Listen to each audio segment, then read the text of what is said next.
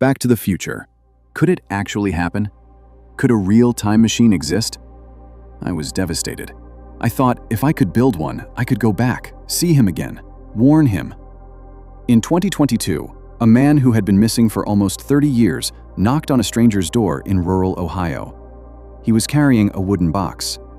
Inside, journals, hand-drawn circuit diagrams, damaged electronic boards, photographs, and notes that had no business existing. His name was Mike Markham.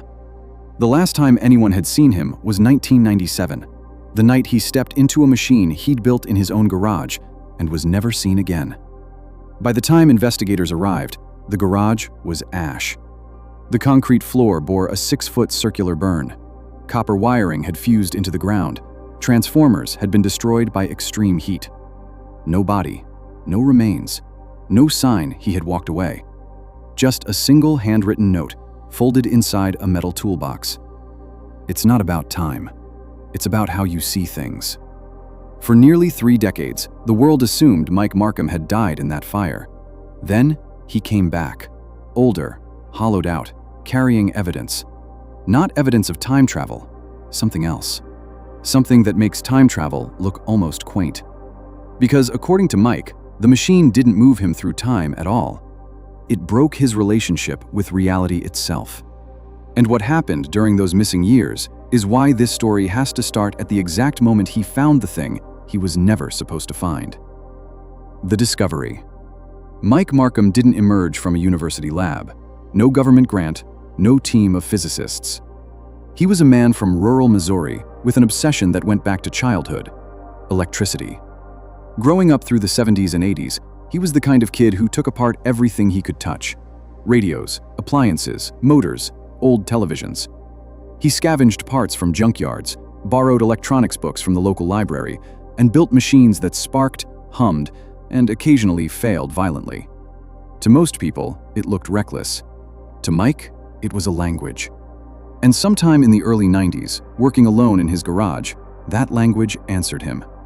He had built a Jacob's ladder, 2 metal rods in a V-shape, high voltage running between them, a climbing electrical arc that broke and began again.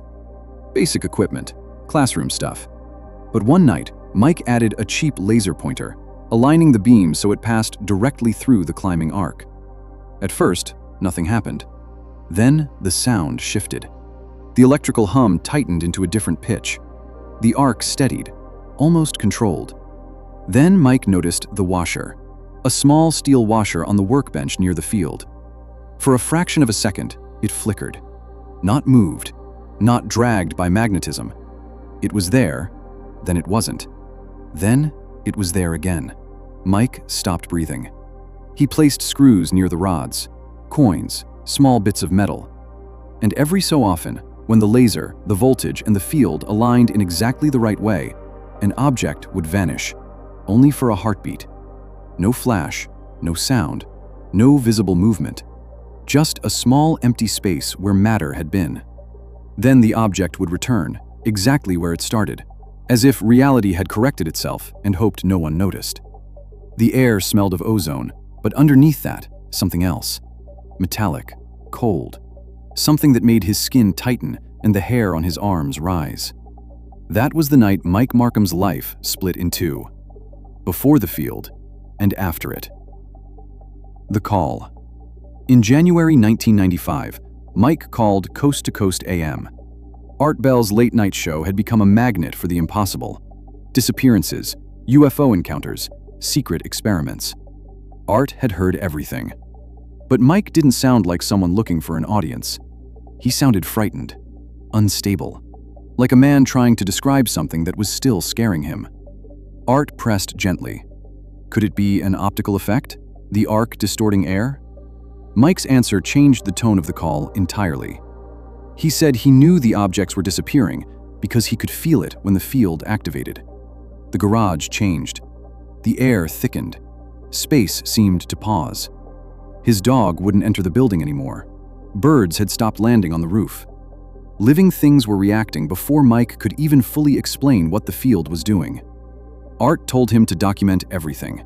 Get witnesses, record video, write down the exact conditions. Treat it like a proper experiment, not a private hobby. Mike did not slow down. He escalated. Over the following year, the experiments grew dangerous. In the summer of 1995, he took 6 industrial transformers from a rural electrical substation and wired them into his setup. The power draw was enormous. Lights dimmed across neighboring properties, a brownout spreading through the area. Utility workers traced the surge back to Mike's garage. He was arrested. 60 days in county jail. For most people, that ends the story. For Mike, it was an incubation chamber. He spent the entire sentence sketching circuit designs, refining the layout, working through what he'd done wrong. He came out more focused than before. When he called Art Bell again, Art heard the change immediately. Mike wasn't excited anymore. He sounded consumed. He said the objects weren't just flickering now. They were staying gone, seconds at a time. And when they came back, sometimes they were different. A wooden block vanished for 3 full seconds. When it returned, it was ice cold, as though it had been somewhere else entirely. A flower disappeared and came back wilted and dry, as if it had lost days of life in only moments.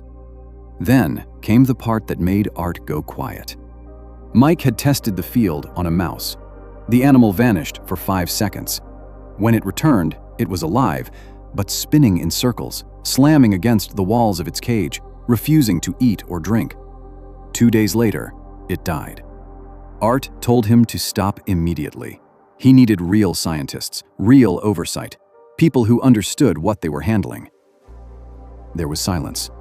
Then Mike said he couldn't stop now. He was too close. And the terrible thing is, he was right. He was close. Just not to what he thought. The vanishing. In late February 1996, Mike made his final known call to coast before everything changed. The field had grown. It was no longer limited to small objects. He could step partly inside it himself. And when he did, time felt wrong. Everything outside the field seemed to slow. Sounds stretched. When he stepped back out, more time had elapsed than he had experienced. Art asked the obvious question. Had Mike built a time machine? Mike hesitated, then said he didn't know. Maybe it was time. Maybe it was perception. Maybe it was reality itself. But whatever the field was doing, it wasn't just moving objects. It was changing the way they existed. Art tried again to pull him back from the edge, but by then, Mike's paranoia had hardened. He believed he was being watched. Unfamiliar cars near the house, government surveillance. The call ended with a promise. He'd call back in March. He'd bring proof, video, measurements, everything Art had asked for. That call never came. In March 1997, Mike Markham vanished. His phone was disconnected. Letters came back unopened. The farmhouse appeared abandoned. Then the garage burned. Investigators found the wreckage of the machine, melted copper, destroyed transformers, deep scorch marks burned into the concrete. At the center of the floor, a circular burn pattern 6 feet across. No body, no bones, no explanation. Only the note in the toolbox. It's not about time. It's about how you see things. The official case went cold. A missing person report was filed. The story faded. But online, Mike Markham became legend. Some said he'd traveled to the future. Others said the government had taken him. Others believed the machine had opened a door and Mike had walked through. Then the legend twisted further. A researcher found a newspaper clipping from 1930. A body had washed up on a California beach. Male, early 30s, wearing clothing that seemed oddly modern for the period. In his pocket was a small rectangular metal device with buttons and unusual markings. When the image spread online, people noticed something chilling. It looked like something a 90s garage experimenter might have built. Had Mike Markham traveled back to 1930 and died before he was born? No proof, only a photograph, only a coincidence. Only another shadow in a story already full of them. Then, in September 2006, the silence broke differently. A physics professor at a small Oregon university opened his email one Tuesday morning and froze. The sender read, Mike Markham. The message was brief. Mike said people believed he was dead. He said he wasn't, but that he also wasn't exactly here.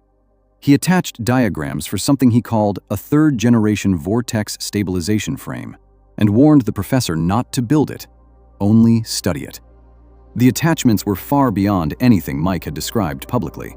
Circuit layouts, field equations, detailed warnings about biological damage from repeated exposure. The professor tried to reply. The email bounced. He traced the message to a public library in Kauai, Hawaii. No one there remembered seeing Mike. Another dead end. Another trace from a man who seemed to exist only in fragments. Then, 16 years later, Mike came back. The return. In October 2022, Andrew and Melanie Carter were renovating an old farmhouse in rural Ohio. While pulling insulation from the attic walls, Melanie's hand struck something solid behind the framing. A wooden box, heavy, dust-covered, hidden where no one would casually look. On top, a faded handwritten label, M. Markham. Do not open until the right time. Inside, journals filled with notes, circuit diagrams, dates, and warnings spanning 1995 to 2021. Circuit boards sealed in anti-static bags, and a Polaroid photograph showing a man standing beside a large, ring-shaped metal frame. The date stamped on the back, June 21st, 2021. Below it, in the same handwriting, it did work, but not the way I thought it would. Then they found something stranger still. One of the journals contained the exact address of the farmhouse they now owned. Beside it, a note. Magnetic field stability optimal. Safe storage location. They will find it when the time is right. They posted about the box online. The story spread fast. 3 weeks later, Andrew's phone rang. No caller ID. The voice was older, worn down, tired. But to anyone who had followed the old coast-to-coast recordings, it was unmistakable. The man said he was Mike Markham. He'd heard they found his box. He asked if he could come and explain. He arrived at the Carter farmhouse on a cold October evening, 59 years old, exactly the age he should have been if he'd lived normally since 1997. But he looked older than that, not just aged, drained, weathered in a way that didn't seem purely physical. Over the next several hours, he told them what he claimed had really happened. He said he hadn't traveled through time, not the way anyone imagined. The machine hadn't moved him backward or forward. It had desynchronized him. That was the word he used. He'd remained in the same world, the same places, the same sequence of events, but out of phase with everyone else. Like a radio tuned slightly off the station. The music is there, but distant, blurred, impossible to hold. He described the night of the fire in March 1997. The third-generation machine had stabilized. The field held. In a moment of reckless certainty, he stepped fully inside. No portal, no light, no sensation of moving through time, only a sickening quiet, as if the entire world shifted slightly and left him behind. When he stepped out, hours had passed. The machine had overheated. The garage caught fire. Mike escaped, but when he tried to return to his life, something was wrong. Friends recognized his face, but couldn't remember his name. His landlord remembered renting to someone, but couldn't connect that memory to him. Phone calls failed. Records became slippery. Conversations dissolved from people's minds almost as soon as they ended. Mike told the Carters he hadn't disappeared. He'd become difficult to perceive, difficult to remember, as if the human mind could see him, but couldn't hold him. And every time he exposed himself to the machine again, the effect compounded. He became a little less real to other people. Over the years, he drifted through the edges of society. Cash jobs, temporary rooms, places where no one needed paperwork, and no one would ask questions if they forgot him by morning. He kept studying the machine, and the conclusion terrified him. It had never been about time. It was about perception, memory, observation, the fragile mechanism by which conscious minds confirm that another person exists. Mike believed the machine had broken that connection. A person isn't only a body. A person is a pattern held in other minds. And Mike believed he had damaged his ability to be held. He said they could see him now. They could hear him. They could write down his words. But it was fragile. And it was getting worse.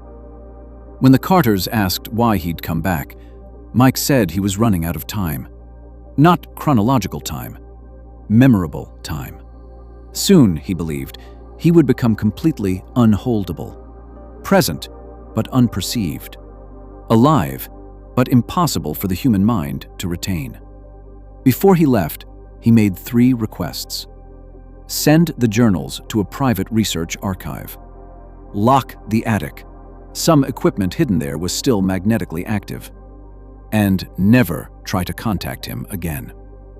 Then he stood up, walked through the front door, and disappeared into the night. Unmemory. This is the part Andrew and Melanie say they still can't fully explain. The moment Mike left the house, they had to concentrate to remember his face. Not days later, immediately. His features began slipping away like water through open fingers. The color of his jacket, the shape of his hands, the exact sound of his voice. Melanie grabbed a notepad and wrote as fast as she could because she could feel the memory dissolving while it was still fresh. Andrew stood in the kitchen trying to recall the voice of a man who had been sitting across from him less than an hour before. He couldn't. Within an hour, they were reading their own notes like documents written by someone else. They recognized the handwriting, the paper, the coffee stain on the corner of the page, but the living memory behind the words had already begun to thin. Within a week, they needed the notes to reconstruct the conversation at all. Years later, they described the encounter like a film they watched once, late at night, half asleep. They know it happened because the evidence remains. The journals, the Polaroid, the circuit boards, their own handwritten words. But the experience of sitting with Mike Markham, looking into his face, hearing him speak, that is almost completely gone. That's what Mike called unmemory. Not forgetting, something deeper. A slow erasure of someone's presence from the minds of the people who meet them, while the physical evidence of that person remains sitting right there in plain sight. And that is why the Mike Markham case isn't really about time travel. It's about something far more frightening. What makes a person real? Is it their body, their name, their records? Or is it the ability of other people to perceive them, recognize them, and carry them forward in memory? Mike believed the machine broke that connection. He didn't die. He didn't vanish into another century. He became impossible to hold on to. A face no one can describe. A voice no one can replay. A name that evaporates the moment it's spoken. A living ghost moving through a world that keeps forgetting he's there. The Carters kept their promise. The journals were sent away. The attic was locked. Since then, there have been only scattered, unverified sightings. A man resembling Mike asking unusual questions in university physics departments. A conference attendee who introduced himself as Mike Markham, but whom no one could clearly recall afterward. A shelter resident with deep technical knowledge who left before anyone learned much about him. Each sighting more uncertain than the last. Each witness less confident. Not because Mike is hiding, but because if his account is true, the world itself can no longer hold him clearly. Somewhere, Mike Markham may still be walking through ordinary streets, standing in ordinary rooms, passing through lives that cannot keep him. Still alive, still present, still trying to leave enough evidence behind before the final thread breaks. The machine worked, just not the way he expected. It didn't conquer time. It didn't open the past or deliver him the future. It stripped away the one thing no person can survive losing: the ability to remain real in the minds of others. Mike Markham didn't find a way to travel through time. He found a way to fall out of memory. And reality has been punishing him for it ever since.